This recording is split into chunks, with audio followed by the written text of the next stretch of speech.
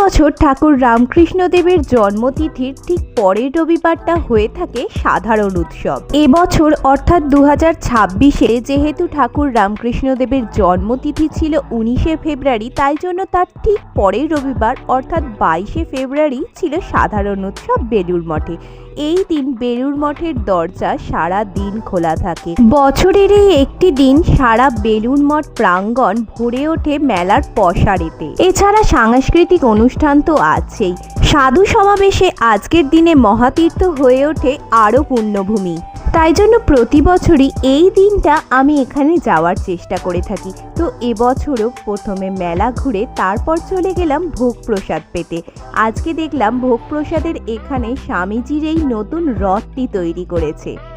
প্রতিবারের মতো খিচুড়ি চাটনি লাড্ডু পেয়ে আবার চলে গেলাম মেলায়। বেলা বাড়ার সাথে সাথে লোক সমাগম আরও বেড়ে চলল প্রতি বছরের মতো। এখানে মেলাতে বাচ্চাদের এন্টারটেনমেন্টের ফুল বন্দোবস্ত রয়েছে।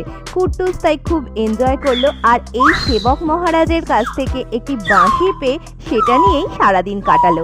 এইভাবেই কাটলো আজকের দিনটা।